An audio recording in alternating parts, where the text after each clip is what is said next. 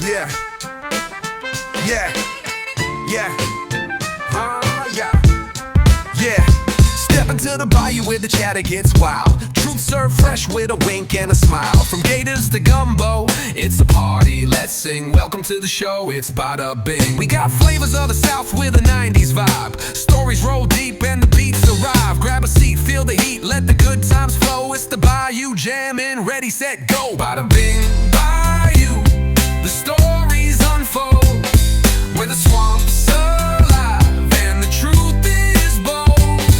Tune in, lean in, the vibe's so dope. Bayou beats in your ear, we the crew you'll quote. Ciao a tutti. Or as we say in Louisiana, hey y'all. My name is Patrick Ross Campisi, And I'm Lawrence Joseph Ingraffio. and you are listening to The Bada Bing Bayou Podcast. Lawrence. If I say it once, I say it every time. You know what? Twice is nice, but could I have it thrice? Hoo. How you doing today, brother? I'm good, man. Non malo. Nonche malo. That's right. Nonche male? Uh, You're still learning. You're still learning. Look, he's on day 2 of his lessons, his Italian lessons. So we're getting there. actually, yeah, I'm on day 2. I haven't started day 2, so I'm on it. You're on it, on day 2. So Yeah, we haven't finished it yet. maybe by the end of the season, we'll have a little conversation, conversazione in Italiano. Let's see. Maybe, forse. Maybe.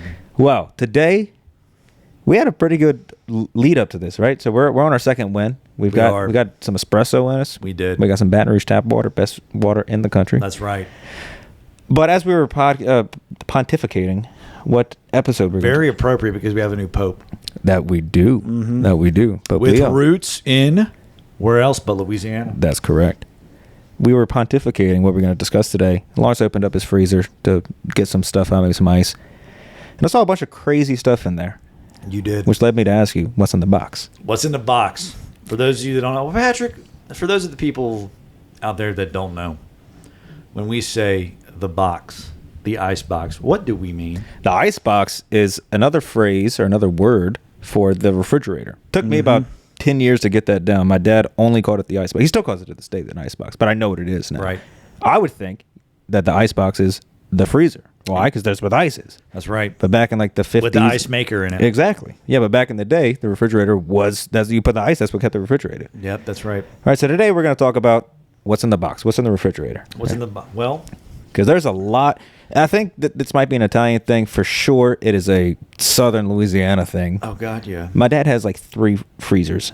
My grandfather has 4. Yeah, but there's just The one is a deep freezer. It's dedicated nothing but freezing. yeah. The same thing with my. It's insane. It's actually my deep freezer. I let him borrow it. Really? Yeah. He was like, "You gonna do something with that?" I was like, "I don't know where I'm gonna put it in my apartment." He goes like, "You got plenty of space in here." I was like, "Well." Anyways, so yeah, he was like, "Well, let me take it." I'm And? like, so I'm not gonna tell Joe no. Yeah, you can't tell Papa Joe no. Can't tell Joe no. Papa Joe Brown. That's right, Joe Brown, baby. Joe Brown, baby. There are so many Josephs in Tangelo Parish. They all had like different nicknames. Like my great uncle, late great uncle, he was Joe V. Joe V. Joe V. Because his last name is Butera. Joe V. So- It could be an entire little segment just on like nicknames in Louisiana. It really could. My family's insane with nicknames. I'm really the only one that has a nickname in my family. What is that? Larry Joe. Larry Joe. What's the origination of that? It is a combination of my first and my middle name, Lawrence Joseph. Mm-hmm. And my father is the one that gave me the nickname. And he is the only one that calls me that. Thank God it never stuck. Now for me, because my dad and I have the same name, Right? he is Pat. He's Pat. Yeah, everybody calls him Pat. Doesn't go by Pat. I mean, it's officially it's Patrick, but he goes by Pat. So for me, I'm the one who has to have a bunch of nicknames. So formally, I'm Patrick Ross in my family, but there's plenty that I'm not going to say on here because I don't need. It's within the family. Yeah, right. One of course. them's Patches. I think it's because I got the white spot here. That's cute. It is cute. It is cute. Patches. That's my sister's found on Patch. Because I think it's because of white spot, but yeah, it could be whatever. But anyhow, back to what's in the box. What's in the box? Right. I think in every Italian household, you got to have at least a drawer dedicated to cheese. You do. I mean, I've got 2, but Mine is like haphazardly placed all throughout my freezer. Yeah, but you also have some in your fridge too, no? No. I keep No? all my cheese in the freezer. Okay. Well, I guess you don't eat it soon enough, or what? Yeah. Okay. No, I've got cheese in a cheese drawer in the fridge, and I got cheese in the freezer, and I got that little other fridge that I got some cheese in. But at my parents' house, in our freezer in the house, there's cheese, and there's cheese in the fridge, and then in the ones in the garage, he's also got cheese. We will never run out of cheese. Dude, funny enough, during COVID, like that was the story of my family. We would do the Sunday dinners, and it was the funniest thing in the world. Paper plates, because my grandmother did not want to have to wash anything, Yep. or like run the risk of catching COVID. So she would like serve all of us out of paper plates and forks and all that. And she'd like go put it like on the chair in the middle of their garage, and it was like you go walk up and get it, go to your seat, and we're all like social distance in a circle around the garage and having Sunday dinner. We used to, during COVID, one of my mom, like, we'd pick up groceries for because they didn't want to go out to the store. So we'd pick it up, and then they would take Clorox wipes, and they would wipe down everything we just brought to them. Oh, yeah. And then Clorox, that would have been, that was the hot commodity back in the was day. it? But we would, they would bring the food or, coffee or whatever. You'd set it on the table. You go grab it, and then we'd have the chairs. What was it, like, it was 6 feet away, but before that it was like 15 feet, whatever the distance was. Was it 15 feet? I know 6 feet was the standard after a while. Dr. Anthony Fauci. That's a good Fauci. That is a fun fact about Lawrence. Is his impressions are insane. We're gonna have to highlight some of those. So I've been told. There you go. There you have it. If you don't know who I am, you should know. I'm your commander-in-chief. That's just one of very many. So many, and I can't wait. So many voices we're in my gonna head. we're gonna yeah. I bet there are, Your Honor. Yeah. Guilty as charged. Guilty as charged. Guilty as charged. But the cheese. The cheese. Every time there's a little tip. You go down in Metairie. Go down to Dorgnac's, right? Dorgnac's. We call it Dorgnac's. Whatever. It should be Dorgnac's. But every time I go down there, because I'd go stop by, Charles doesn't live too far, and we go swing by there. Every time I would go down there, my dad would say, pick up, X amount of Pecorino Romano. The good, he wants the imported. He won't have anything domestic. You can't imported have, Pecorino Romano. And I would get basically a wheel's amount. It was like a small wheel, but the people at the register were like, what are you doing? Because I'm buying $70 worth of cheese. They're like, what the hell is this all about? But he'd go put it in the freezer, and then he'd give out a couple blocks here and there to all the kids, and then just have his own little stash. The non-Italians wouldn't get that. No, they would not. Buying cheese in bulk, Oh, God, no. that's a foreign concept to them. But what's also interesting is the families have something different, right? So my brother-in-law from New York, they're a Parmigiano family. Right. We're a Pecorino family. Everything we'd always put Pecorino on. I'm glad to hear you say that, because my grandfather made the comment to, and I knew this because of course I knew this, but some people in my family did not know this. My grandfather was like, he's like, when I was growing up, we put Pecorino on everything. Mm-hmm. We didn't use Parmigiano Reggiano. Yep.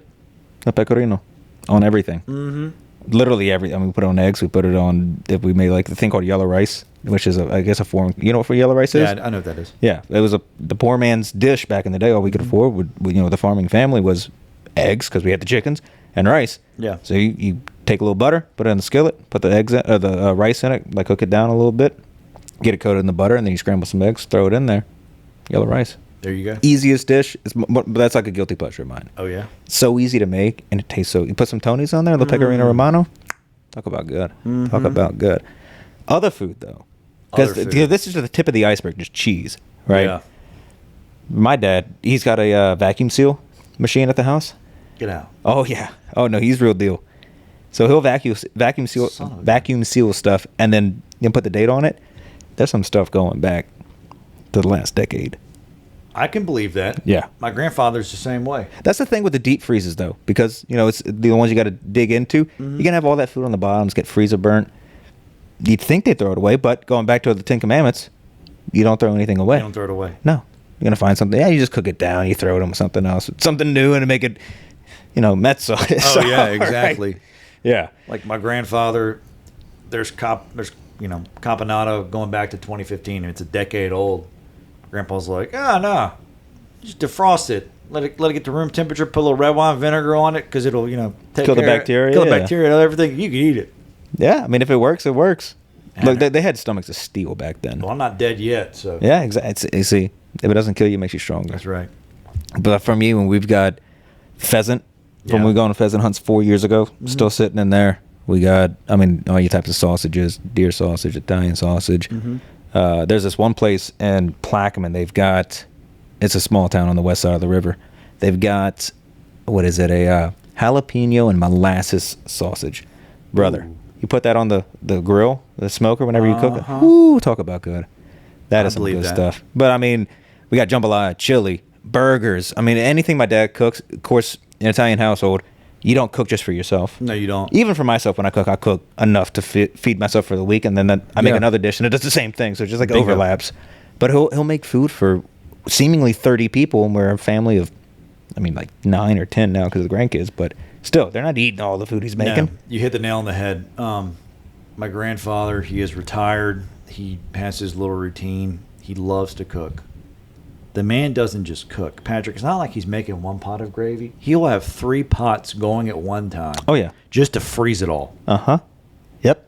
I mean, that I can understand because you want to have gravy because it takes Yeah. a while to make. It does. Not everybody has 6 hours to like a minimum let the gravy keep going. 4 hours, I'd say, is probably like the lowest you could go. I would agree. Like when we did the tailgate, I think I got started at 8 in the morning, 7:30, 8 in the morning, and it was about 12:30, 1 o'clock when everybody That's started eating. about the time, yeah. Yeah, but I mean the Magnolites. My dad's got a bunch of Magnolite pots, and these things are 5-gallon pots, 10-gallon pots. I mean, you're just cooking Oh, so much. yeah. Oh yeah, but again, he'll send us home with it. He'll freeze some, and then for family, like because we still got the Camp Easy compound. Yes. So just send all the food out, which is not a bad thing. No, it's not a bad thing. And it's, I mean, nice for me because I can cook. My dad can cook. Man, he's got. I can't beat it. Cooking is an art. Baking is a science. Cooking is an art. Baking, we talked about it a little bit. We did. It's You're not not that a baker, are you? I've done it. I've made cannoli. I've made biscotti. I've made bread. It's fun, but man, it takes so much time, and like you got to get it. Everything's got to be perfectly right. Right. Whereas cooking, I mean, if you're missing half of an ingredient, you can still throw some stuff in there and like figure it out to make. Compensate. Yeah, you can make it taste good. Yeah. Baking, you cannot repurpose ingredients. Funny story about baking, and this might be a little bit of a Italian American confessional. Ooh. But it was the last year. No, this was when 2020, 2021. Yeah. My grandmother, she and I are making the wine cookies. Yeah. Right, it's around Christmas time, and she lost her train of thought. And like it was a whole deal. She like in 15 minutes she's like raking over this recipe, figuring out like what did I put, what do I need to put. Lawrence taste and mixture, what do you think it needs? Da, da, da, da. I was like, Mama, I don't know. So you know what we did? Just added more cocoa to it, and I'll be damned, It was good. everybody in the family said that was the best batch of wine cookies that have ever been made. Did y'all write the recipe down? No, we don't know we did. We didn't know what we lost track of what we were doing. Yeah. We were already at a certain point, like the mixture was made, but we didn't know like, okay, well, what else do we what's next to add to it? We didn't know. So we just like freewheeled it. And yeah, I mean like it's never been duplicated. The thing It was all by happenstance. with like my Aunt Margaret, my great aunt, my grandfather's sister, she was the chef. She was the baker at St. Joseph's Altars. She did everything. Weeks worth. She was doing this stuff. She was shellacking bread. Oh man. Oh. Yeah. She. And the thing with those old Italians, and my dad's still the same way, and I think it might just come down to us as well. Meticulous. If you're gonna do it, you're gonna do it right. Damn right. So with her Italian cookies, my Aunt Margaret's famous Italian cookies, they like the icing. It had she'd dip her pinky into it, and it had to be the perfect consistency. If not, you keep going. And it was like it had to. It couldn't be a little bit off. It had to be right. And my mom would, when she was learning it, multiple renditions of it, until she finally got it. Now she's got it down. When we're making it, she's like, "Oh, it's got to be like this, Aunt Margaret," because my Aunt Margaret's passed now. Yes. But it has to be that certain way, and it makes it. I mean, you've had the cookies I have. I enjoyed the cookies. with some coffee. Talk about good. That was the perfect pregame meal for fried chicken. Yeah. You need some cookies before you have some That's right. And coffee. and coffee. Yeah, that good community coffee. Mm-hmm. Oh yeah, but with the fridge, With the fridge. The ice box. the ice box, or actually more in the freezer. The because freezer. I think Yeah, the it's a- fridge you can find some regular stuff because stuff goes bad, right? It does. The ice box though, or the freezer Mm-hmm. rather, man, there is. I mean, we've got Italian cookies in there Of course. because those actually they keep pretty well. They do keep well. They keep well. Again, jambalaya. That's something. Like I just had jambalaya this week. My dad Yeah. made it over the weekend. That freezer's good. Oh man. Mm-hmm. Talking on that for a second. Back when I was in high school, I was working for the family company at the time. Yeah. And it was during the summer. It was hot, but I was like, working out a lot and lacrosse and all this stuff. I would go home. I would make a jambalaya po' boy. You ever done that? No. Dude, I mean, it's a lot of carbs. I don't know how I made Straight it. carbs. It's basically straight carbs, like a Yeah. little bit of meat. Yeah, right. But you take some of Rison's bread, the good, authentic French bread, right? You cut that. If you got it's more. What would you say that is? Like 3 feet long. For like a loaf of Liedenheimer French Uh-huh. bread, yeah, I'd probably say so. Yeah, it's like A 3 or yard. 4. It's like a yard long. It's about a yard long. You cut it into maybe a fourth, a third if you're feeling lucky, and then slice it open. You put some. You'd heat it up, and then you put your jambalaya on it. That's a damn good sandwich. Talk about good. I'm gonna have to give that a try. Oh, you got to. But what about you? What does your family got in the freezer? What does my family have? Like, that's the better question. Is what doesn't my family have in the freezer? Jambalaya, they do not have in the freezer. Mm. There's gumbo from like 5 years ago in the freezer. Etouffee. There is etouffee. Probably the predominant things, I've already talked about it, but my grandfather loves caponata.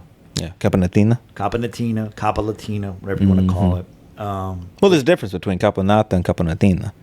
You know what the difference is? No, what is the difference? So when you have like the ino on it, it means a little smaller. So they cut it up a little smaller. All the bits and pieces of the caponata is just cut smaller. But the ingredients are the same? Basically, yeah. Tomato. Yeah, basically. Tomato, tomato. So you'll have that, and I have it in my freezer right now. I have a lot of kukutsa. Kukutsa. Uh-huh. Yeah, Independence, the Kukutsa Festival. That's Or right. not festival. What would you call it? Is it a festival? It's It's like a contest. A contest. A contest. It's like You see can who grow grow the the biggest- biggest kukutsa. The biggest. My uncle used to grow kukutsa. Mm-hmm. We had the not the vineyard, but the trellis. Yeah. They did have the kukutsa growing on that and tomatoes. For those of the people out there that don't know Patrick, please educate the masses. What is a kukutsa? It is a Sicilian squash, which basically is flavorless. But Yes. when you cook it in the gravy, you cook it with all these other different, whether it be Yeah. meats and other vegetables and stuff, it soaks up all that flavor. It does. And it is delicious. Takes on that flavor profile. It is. I mean, it's a crazy looking squash, too. Light green, thing grows Oh my God. feet long. Yeah. It's impressive. I learned what a kukutsa was when I was like 8 years old, and I was at my grandparents' table, as a matter of fact. And my cousin Henrietta comes in, and has kukutsa. I don't know what it is at the time, so I'm like, Henrietta, like, what is that? She's like, you never seen a kukutsa, baby? I was like, no. What is a kukutsa? She's like, it is an Italian squash. That's one of the things I love about. It might be a Southern thing. Might just be like an older generation thing when they throw baby at you. Oh, How you doing, baby? there's nothing that makes me feel better than when That's home. That's home, man. Yeah. That's when you know you're in the South. Oh my When God. people start calling you baby. Just random. You're just at the grocery store. And this older woman, she's like, "How you doing, baby?" I'm doing well, ma'am. Like it just picks you up. It's food for the soul. Oh, 100. We got a lot of that. Yeah, we do. Yeah, we do. Woo! That's a whole other episode. Just like good soul food. Yeah. That's a whole other thing. But I saw something pretty crazy in there, Man, especially for the people not from Louisiana. Oh, I know where you're going with this. Oh yeah, you know where I'm going with this. So, I have a lot of frozen alligator meat How do you have that? because I've been alligator hunting. Explain that, because most people think, if anybody who thinks Louisiana, the first thing they say, swamp people. Yep. Shoot 'em, Elizabeth, shoot 'em. Shoot 'em. Yeah, they think it's this grandiose, extravagant, crazy adventure. Yeah, they do. That's all for show. It really is all for show. Now, they do it. Now, granted, these people do it for a living. Yeah. And it's a TV show, so it's been dramatized. But yeah, alligator hunting is probably some of the most chill hunting you can do. Yeah, I mean, like my cousin David and I go out on his boat. He's like, "Oh, look, there's one in the water. Like, see if you can brace yourself up. Get the good shot off." Mhm. That's all it was. that was another fun thing to hunt. Frog. Frogging. You're not frogging. There's no extra G at the No. end. You drop that thing. You come down south, you drop the G. That's right. It's frogging. In with a comma to the top. The comma to the top. Frogging. Frogging. Man, because you got to go out 11:30 is probably the earliest when it's dark. Yeah. During the summer, frogging season opens, and that is a fun time. Fried frog legs, because everybody's like, "Oh, I've had frog legs before."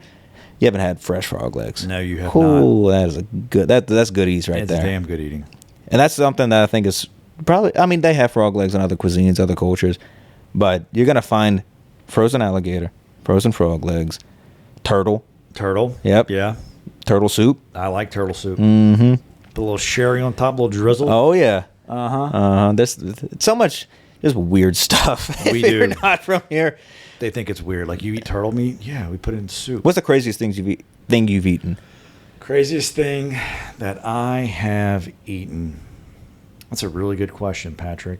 I've never eaten bugs. Yeah. Frog legs. That's pretty adventurous. You ever had squirrel brain?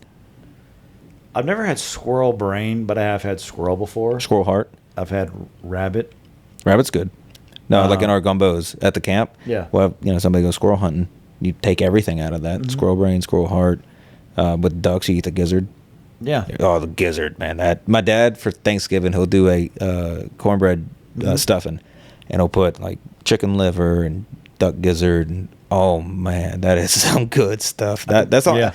Rather than the meat and the gravy, which everybody loves to have, Right. Potatoes and every fashion squash. It's all the different squash you can have. That cornbread dressing. Now, there's a difference between dressing and stuffing. That's right. Yeah.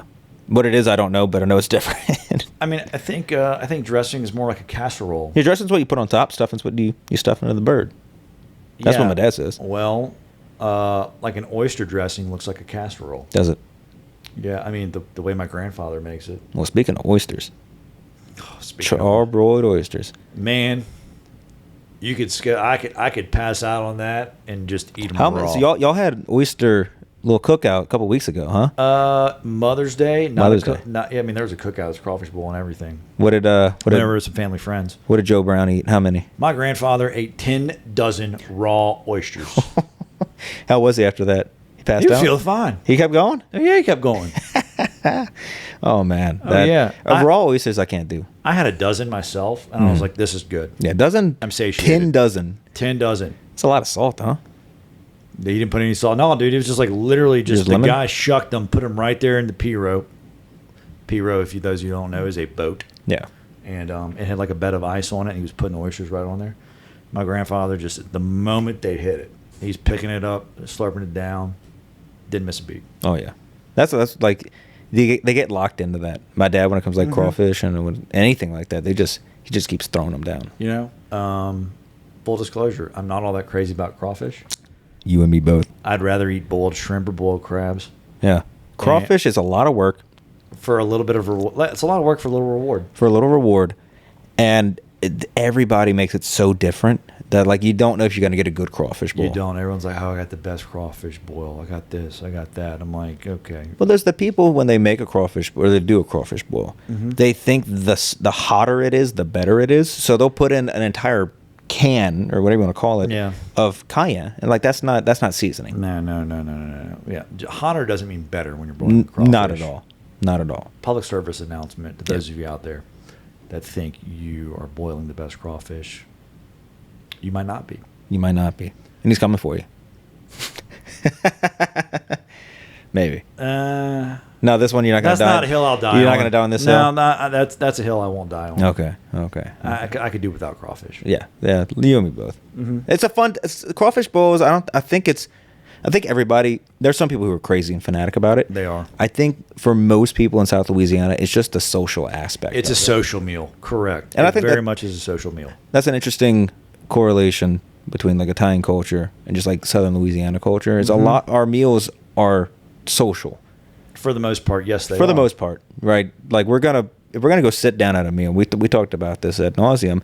We typically, if it's like a late dinner, we're shutting the place down. Oh yeah, Whenever we go out to family events, we're there multiple hours. we're the last ones to leave. Yeah, we're the last one. And to I'm leave. always the one at the table because I used to work in a restaurant, and you did too. Yeah.